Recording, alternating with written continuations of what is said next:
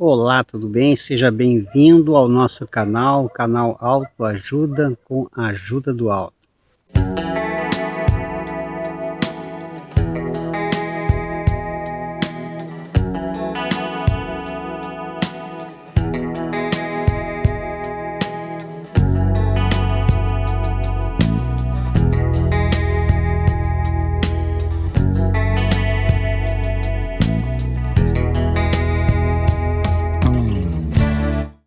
O nosso assunto de hoje está baseado no livro de 2 Reis, capítulo 5. Você pode ler depois, no conforto do celular aí, este capítulo. Nós vamos contar a história de Naamã. Naamã era o capitão ou comandante do exército da Síria. O texto nos informa que ele era um herói valoroso. Esses são os termos usados no texto bíblico. E que o Senhor era com ele e que a Síria havia obtido muitas vitórias através de Naamã. O texto menciona que ele era um grande homem diante do Senhor, embora fossem inimigos do povo de Israel. Era o homem braço direito do rei da Síria. Embora esse capítulo não mencione o nome do rei, mas era Ben-Hadad. Mas embora Naamã fosse um comandante respeitado por sua nação, principalmente pelo rei, ele tinha algo que conspirava contra ele. Ele era possuidor de uma doença mais temida naqueles dias, que era a lepra. Ele era um homem leproso. A doença mais repugnante e humilhante naqueles dias, que colocava medo não só nas pessoas simples, humildes, mas até mesmo nos monarcas, nos reis. Não sabemos exatamente o estágio da doença que se encontrava Naamã. A lepra começava com uma pequena mancha avermelhada na pele. Em pouco tempo estas manchas começavam a aumentar e ficarem brancas, com uma aparência escamosa e brilhante. Logo se espalhavam por todo o corpo da vítima. Os cabelos e sobrancelhas começavam a cair. À medida que o tempo passava, as unhas das mãos e dos pés amoleciam, apodreciam e caíam. As articulações das mãos e pés começavam a apodrecer e também cair, uma a uma. As gengivas encolhiam e os dentes caíam da boca. A lepra continuava a corroer o rosto da pessoa, comendo lábios, comendo o nariz e por fim os olhos. E a vítima definhava até a morte. Isso era o que reservava na vida de Naamã. Logo seria deposto do seu cargo, seria arrancado do seio de sua família e teria que ficar isolado, aguardando a morte. Neste tempo, a relação entre Israel e a Síria era de rivalidade política e militar. Em uma daquelas incursões dos sírios contra os israelitas, eles trouxeram uma jovem para se tornar escrava na casa de Naamã, uma serviçal junto à esposa de Naamã.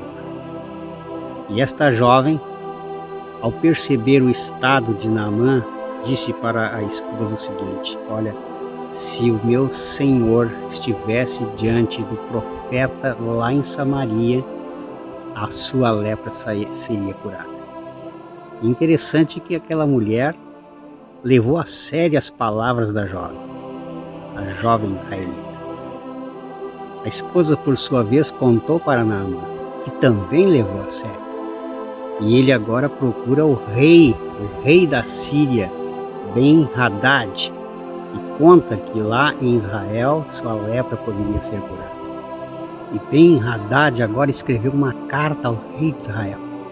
No verso 6 do capítulo 5, a carta dizia o seguinte: logo encomendo a ti esta carta, saibas que eu te envio Naamã, meu servo, para que o cures da lepra. Era isso que dizia a carta de Ben-Hadad ao rei de Israel, que também não é mencionado seu nome no capítulo 5, mas tratava-se do rei Joroão. E quando o rei leu esta carta, as escrituras informam que ele rasgou suas vestes, um símbolo assim de humilhação e de uma desgraça iminente. E ele declarou o seguinte: eu sou Deus para matar ou ressuscitar alguém? É lógico que essa proposta do rei da Síria é uma desculpa para me atacar. E esta a compreensão do rei de Israel ao receber a carta. Porém, quando o profeta Eliseu soube dessa situação, mandou que a comitiva real, onde estava Naamã, fosse até a sua casa. Então ele disse para o rei: olha, mande a comitiva até minha casa e saberão que há profeta em Israel. E a comitiva então se deslocou até a casa do profeta, até junto à porta, e Naamã estava na expectativa de que o profeta Eliseu viria até ele, quem sabe colocaria sua mão sobre ele, faria algumas preces, algum tipo de cerimônia, e ele ficaria curado. Porém, Eliseu nem mesmo apareceu. Ele mandou um recado para Naamã, dizendo: você deve banhar-se pelo menos 7 vezes no Rio Jordão. Deus, através de Eliseu, estava atingindo uma lepra muito pior do que essa que estava no corpo de Naamã, a lepra do seu orgulho. Naamã, embora fosse um homem de destaque no seu país, junto ao rei, era um homem orgulhoso. E Deus queria fazer uma obra não de fora para dentro na vida deste homem, mas de dentro para fora, quebrantando seu orgulho. E Naamã agora se sentiu pequeno, nem mesmo foi recebido pelo profeta. E ele então declarou: mas será que não existe rios mais limpos lá na minha terra para me banhar? Vou ter que me banhar nessas águas sujas, lodosas do rio Jordão? E se recusou a realizar o que o profeta havia ordenado, o que o profeta havia orientado. Porém, ele estava já indo de retorno para casa, decepcionado, frustrado, com seu orgulho quebrado. Porém, os seus servos o convenceram. Disseram: olha, você já está aqui. Se ele tivesse pedido algo muito mais difícil, você faria. Por que não entrar no rio? E ele, muito relutante, entrou nas águas do Rio Jordão. E banhou-se uma vez, uma segunda, mergulhou uma terceira, quarta e quinta, mergulhou uma sexta vez. E quando ele mergulha a 7ª vez e retorna do fundo das águas, as escrituras nos informam que a pele dele estava limpa, como a pele de um menino, de um garoto, totalmente restaurado.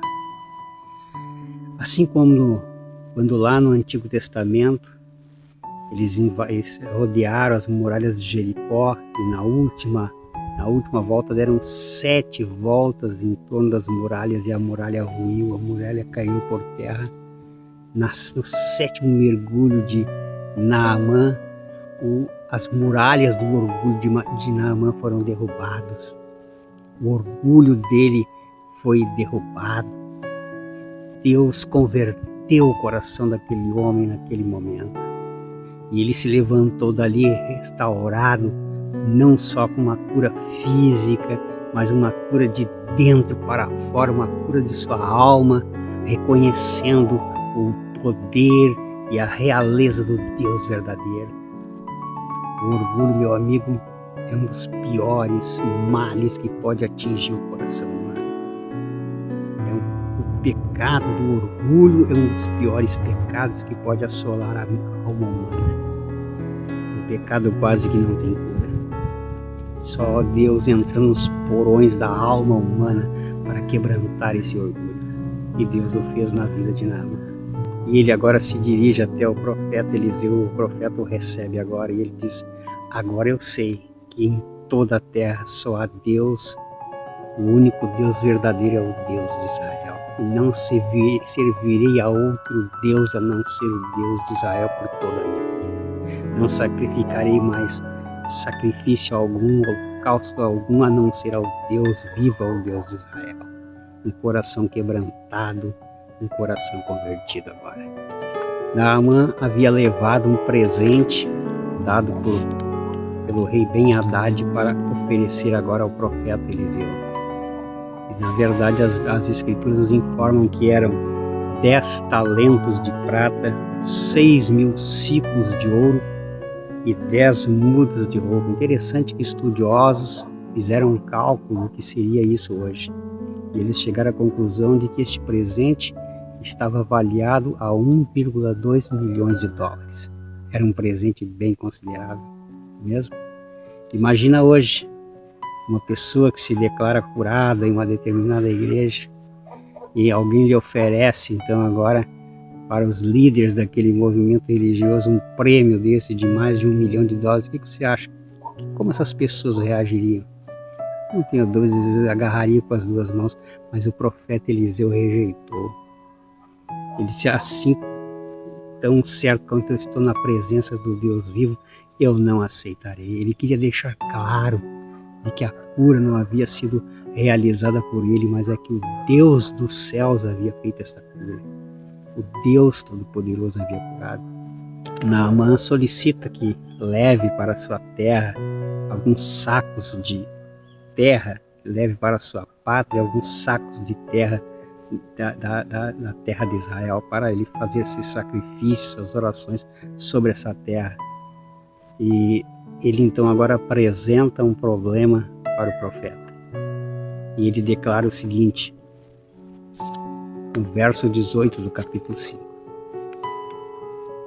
Ele se dirige ao profeta Eliseu dizendo o seguinte: mas que o Senhor me perdoe por uma única coisa.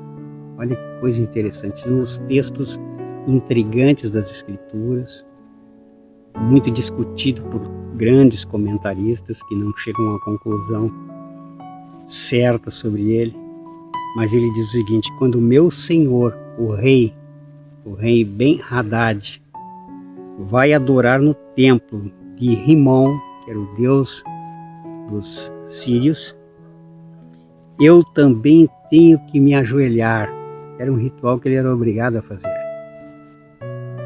Também tenho que me ajoelhar ali, pois ele se apoia em meu braço. Que o Senhor perdoe o seu servo por isso. Ele estava dizendo: olha, eu estou numa circunstância e infelizmente eu tenho que entrar no templo de um outro Deus. Eu tenho que ali me ajoelhar. Me perdoe por isso. E para o verso 19, o profeta Eliseu só diz o seguinte: vá em paz. O que o profeta estava dizendo é que o teu coração já tem um trono. Embora você vai fazer um teatro lá na sua pátria, junto do seu rei, mas o trono do teu coração já tem um dono, e é o Deus verdadeiro, o Deus de Israel. E você, meu amigo, seu coração já tem um trono? Seu coração já tem um dono?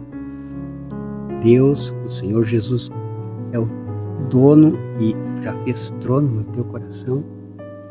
Assim como Deus fez na vida de Naamã, Deus quer fazer na tua vida também. Ele não quer só curar nossas lepras exteriores, nossos problemas físicos, mas Ele quer curar uma lepra muito mais poderosa, que é a lepra de nossa alma, a lepra do nosso orgulho, da nossa inveja, da nossa prepotência. Ele quer transformar o nosso coração. Eu gostaria você de hoje permitir que o Senhor transforme o teu coração, cure a lepra do teu coração, curve a sua fronte e ore comigo.